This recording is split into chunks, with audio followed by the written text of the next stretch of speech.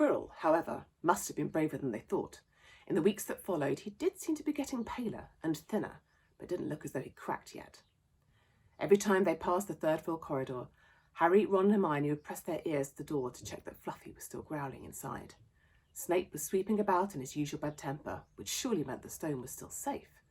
Whenever Harry passed Quirrell these days, he gave him an encouraging sort of smile, and Ron had started telling people off for laughing at Quirrell's stutter. Hermione, however, had more on her mind than the Philosopher's Stone. She had just started drawing up revision timetables and colour-coding all of her notes. Harry and Ron wouldn't have minded, but she kept nagging them to do the same. "Hermione, the exams are ages away." 10 weeks, Hermione snapped. "That's not ages.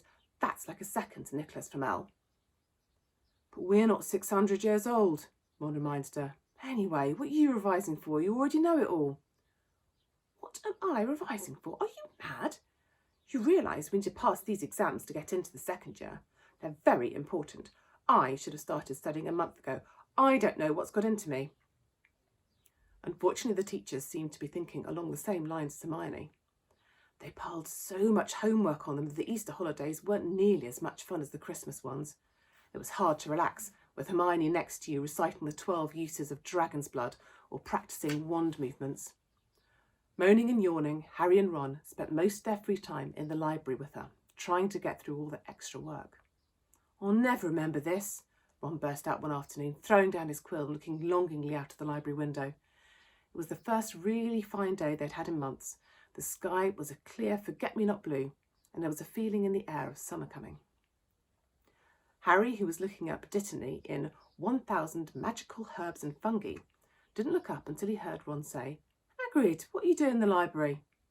Hagrid shuffled into view, hiding something behind his back. He was looking very out of place in his moleskin overcoat. "Just looking," he said in a shifty voice that got their interest at once. "What are you lot up to?" He looked suddenly suspicious.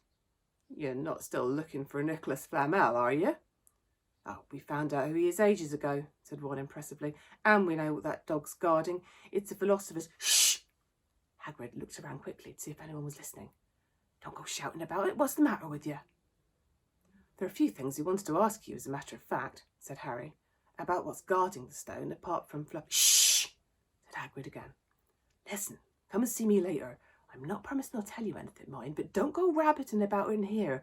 Students aren't supposed to know. They'll think I've told you." "See you later then," said Harry. Hagrid shuffled off. "What was he hiding behind his back?" said Hermione, thoughtfully. "Do you think it had anything to do with the stone?" "I'm going to see what section he was in," said Ron, who'd had enough of working. He came back a minute later with a pile of books in his arms and slammed them down on the table. "Dragons!" he whispered. Hagrid was looking up stuff about dragons. "Look at these. Dragon Species of Great Britain and Ireland, from Egg to Inferno, a Dragon Keeper's Guide." "Hagrid's always wanted a dragon. He told me so the first time I ever met him," said Harry. "But it's against our laws," said Ron. "Dragon breeding was outlawed by the Warlocks Convention of 1709. Everyone knows that. It's hard to stop muggles from noticing us if we're keeping dragons in the back garden. Anyway, you can't tame dragons. It's dangerous. You should see the burn Charlie's got off wild ones in Romania." "But there aren't wild dragons in Britain," said Harry. "Of course there are," said Ron. "Common Welsh green and Hebridean blacks. The Ministry of Magic has a job hushing them up, I can tell you. Our kind have to keep putting spells on muggles who've spotted them to make them forget." "So what on earth's Hagrid been up to?" said Hermione. When they knocked on the door of the gamekeeper's hut an hour later, they were surprised to see that all the curtains were closed. Hagrid called, "Who is it?" before he let them in, and even shut the door quickly behind them. It was stifling hot inside. Even though it was such a warm day, there was a blazing fire in the grate. Hagrid made them tea and offered them stoat sandwiches, which they refused. "So you wanted to ask me something?" "Yes," said Harry. There was no point beating around the bush. "We were wondering if you could tell us what's guarding the Sorcerer's Stone apart from Fluffy." Hagrid frowned at him. "Of course I can't," he said. "Number 1, I don't know myself. Number 2, you know too much already, so I wouldn't tell you if I could.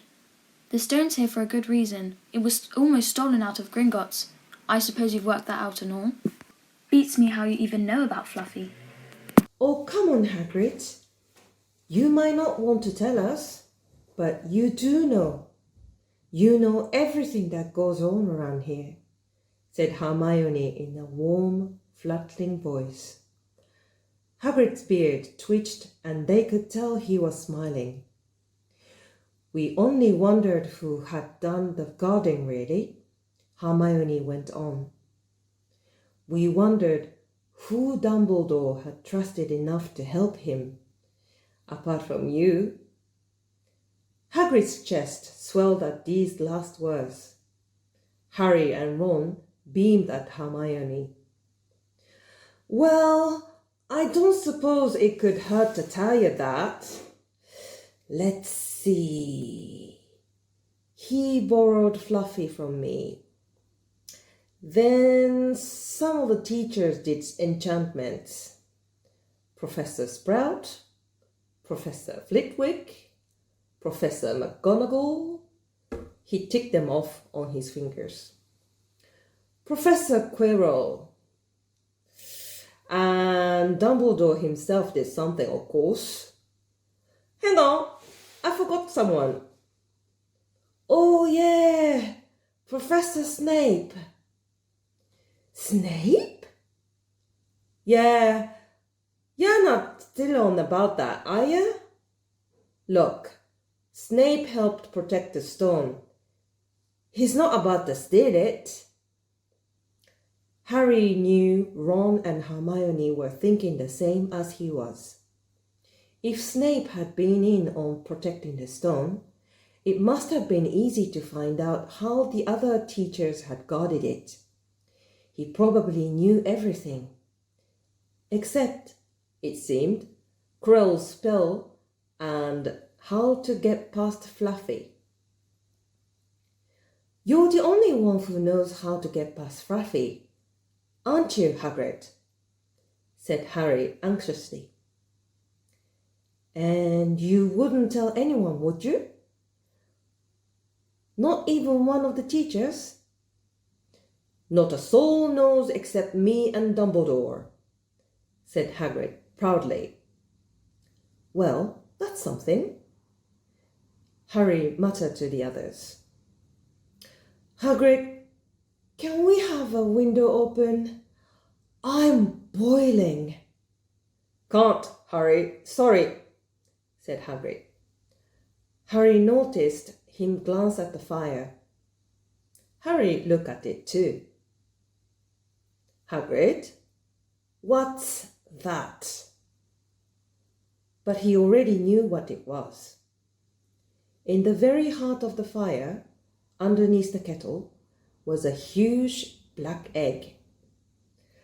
Ah, said Hagrid, fiddling nervously with his beard. That's, Where did you get it, Hagrid? Said Ron, crouching over the fire to get a closer look at the egg. It must cost you a fortune. Won it, said Hagrid.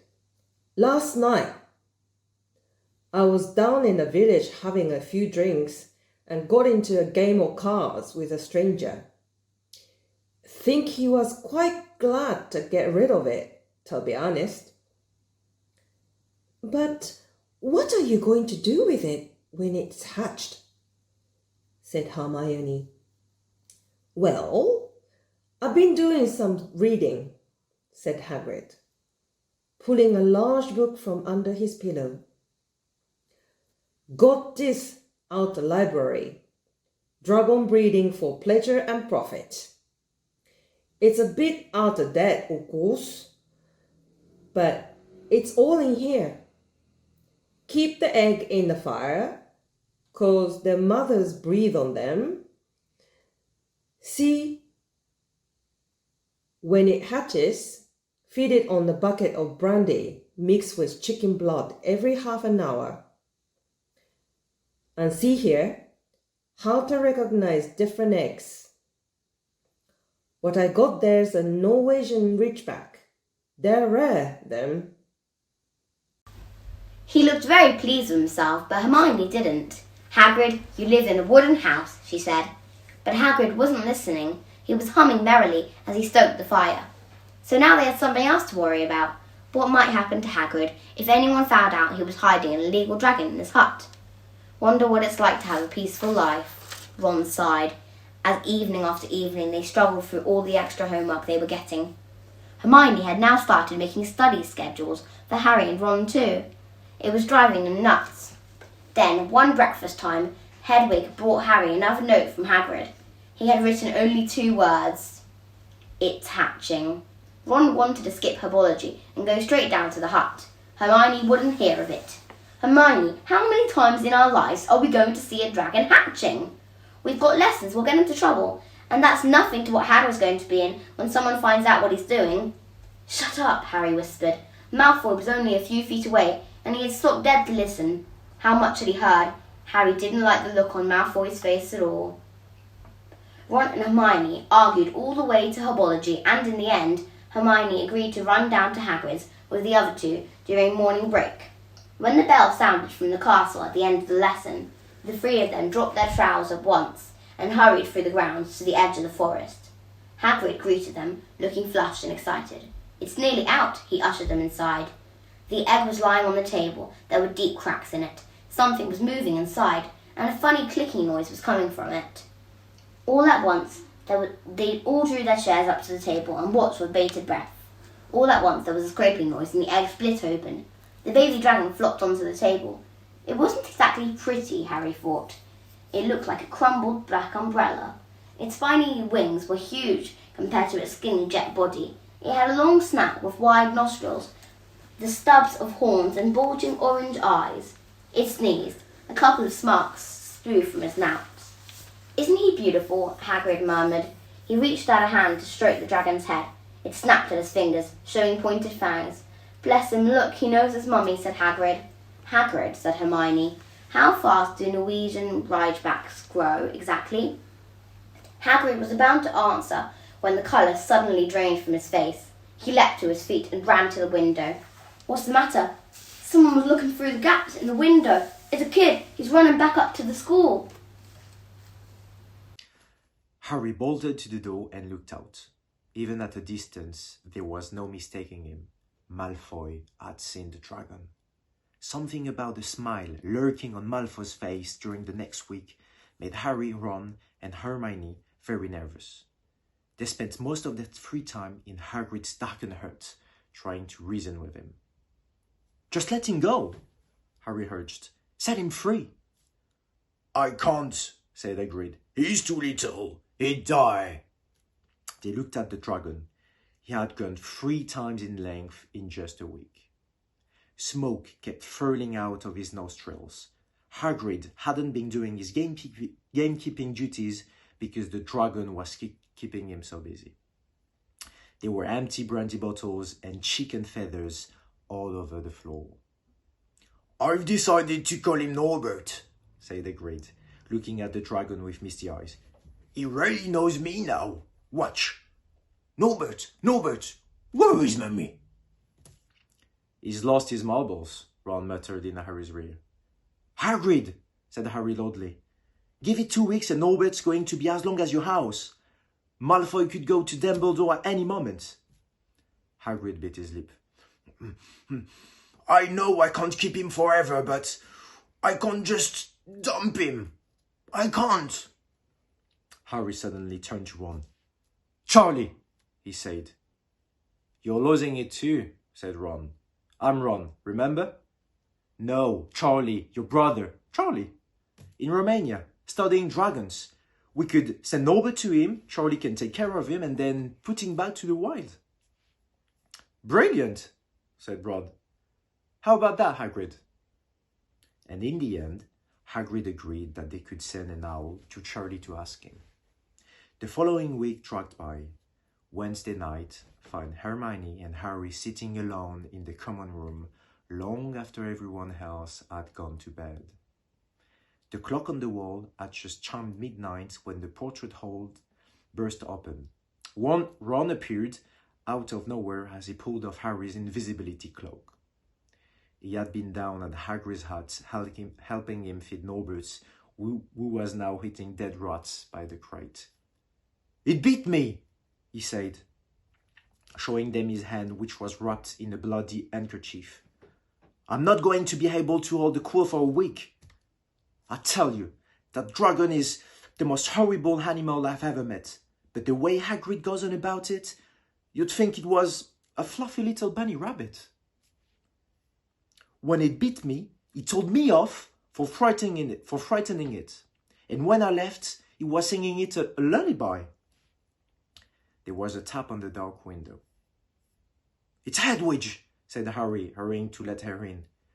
She'll have Charlie's answer." The three of them put their heads together to read the note. Ooh. Dear Ron, how are you? Thanks for the letter. I'd be glad to take the Norwegian Ridgeback, but it wouldn't be easy getting him here. I think the best thing will be to send him over with some friends of mine who are coming to visit me next week. Trouble is, they mustn't be seen carrying an illegal dragon. Could you get the Ridgeback up the tallest tower at midnight on Saturday? They can meet you there and take him away while it's still dark. Send me an answer as soon as possible. Love, Charlie. They looked at each other. "We've got the invisibility cloak," said Harry. "It shouldn't be too difficult. I think the cloak's big enough to cover two of us and Norbert." It was a mark of how bad the last week had been that the other two agreed with him. Anything to get rid of Norbert and Malfoy. There was a hitch. By the next morning, Ron's bitten hand had swollen to twice its usual size. He didn't know whether it was safe to go to Madame Pomfrey. Would she recognise the dragon bite?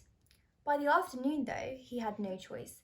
The cut had turned a nasty shade of green. It looked as if Norbert's fangs were poisonous. Harry and Hermione rushed up to the hospital wing at the end of the day to find Ron in a terrible state in bed. It's not just my hand, he whispered, although that feels like it's about to fall off. Malfoy told Madame Pomfrey he wanted to borrow one of my books so he could come and have a good laugh at me. He kept threatening to tell her what really bit me. I've told her it was a dog, but I don't think she believes me. I shouldn't have hit him at the Quidditch match. That's why he's doing this. Harry and Hermione tried to calm Ron down. "It'll all be over at midnight on Saturday," said Hermione. But this didn't soothe Ron at all. On the contrary, he sat bolt upright and broke into a sweat. Midnight on Saturday, he said in a hoarse voice. Oh no, I've just remembered. Charlie's letter was in that book Malfoy took. He's going to know we're getting rid of Norbert. Harry and Hermione didn't get a chance to answer. Madame Pomfrey came over at that moment and made them leave, saying Ron needed to sleep. "It's too late to change the plan now," Harry told Hermione. "We haven't got time to send Charlie another out. And this could be our only chance to get rid of Norbert. We'll have to risk it. And we have got the invisibility cloak. Malfoy doesn't know about that." They found Bang, the bullhound, sitting outside with a bandaged tail when they went to tell Hagrid, who opened a window to talk to them. "I won't let you in," he puffed. "Norbert's a tricky stage. Nothing I can't handle." When they told him about Charlie's letter, his eyes filled with tears, although that might have been because Norbert had just bitten him on the leg. "Ah, it's all right. He's only got my boot, just playing. He's only a baby after all." The baby banged its tail on the wall, making the windows rattle. Harry and Hermione walked back to the castle, feeling Saturday couldn't come quickly enough. They would have felt sorry for Hagrid when the time came for him to say goodbye to Norbert if they hadn't been so worried about what they had to do. It was a very dark, cloudy night, and they were a bit late arriving at Hagrid's hut because they'd had to wait for Peeves to get out of their way in the entrance hall where he'd been playing tennis against the wall. Hagrid had Norbert packed and ready in a large crate. "He's got lots of rats and some brandy for the journey," said Hagrid in a muffled voice, "and I've packed his teddy bear in case he gets lonely." From inside the crate came ripping noises that sounded to Harry as though the teddy was having his head torn off. "Bye-bye, Norbert," Hagrid sobbed as Harry and Hermione covered the crate with the invisibility cloak and stepped underneath it themselves. "Mummy will never forget you!" How they managed to get the crate back up to the castle they never knew. Midnight ticked nearer as they heaved Norbert up the marble staircase in the entrance hall and along the dark corridors.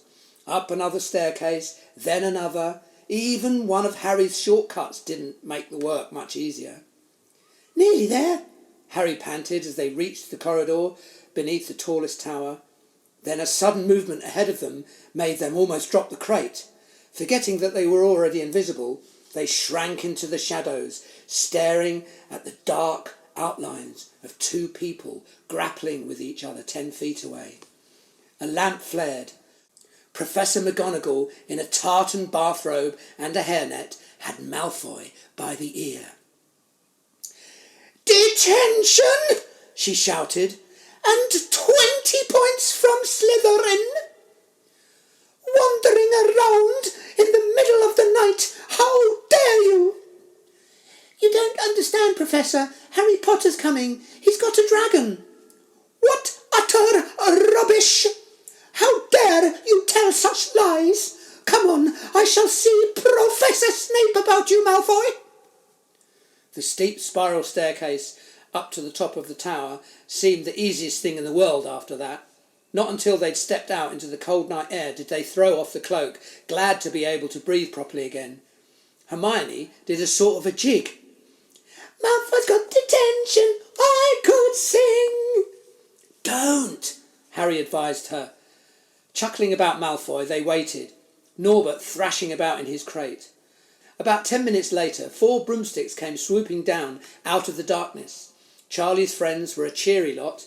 They showed Harry and Hermione the harness they'd rigged up so they could suspend Norbert between them. They all helped buckle Norbert safely into it, and then Harry and Hermione shook hands with the others and thanked them very much.